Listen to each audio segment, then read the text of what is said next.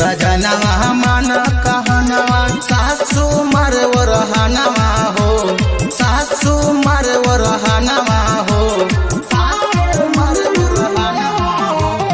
सुन सजनवा मन कहनवा सासू मरवर हनवा हो, सासू मरवर हनवा हो।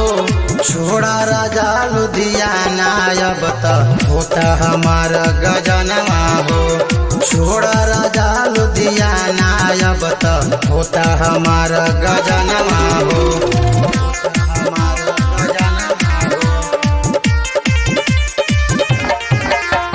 छोड़ा राजा लुधियाना अब त होता हमार गजनवा हो।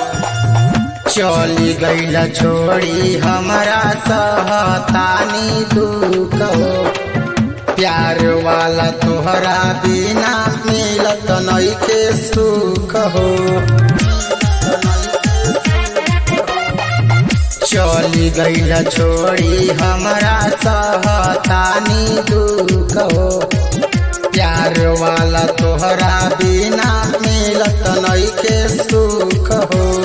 मानेल जदी पत्नी के राजा मानी जा हमर कहनवा हो, मानी जा हमर कहनवा हो। छोड़ा राजा लुधियाना अब त होता हमार गजनवा हो, छोड़ा राजा लुधियाना अब त होता हमार गजनवा हो, हमार गजनवा हो। छोड़ा राजा लुधियाना अब त होता हमार गजनवा हो।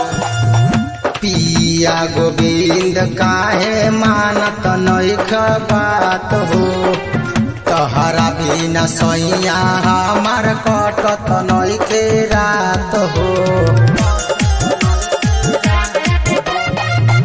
पिया गोविंद काहे मानत नइख बात हो, तहरा बिना सैया हमार कटत नइखे रात हो। जानत रह जे हमार दुखवा बनत रयन जनवा हो, बनत रयन जनवा हो। छोड़ा राजा लुधियाना अब त होता हमार गजनवा हो, छोड़ा राजा लुधियाना अब त होता हमार गजनवा हो, होता हमार गजनवा।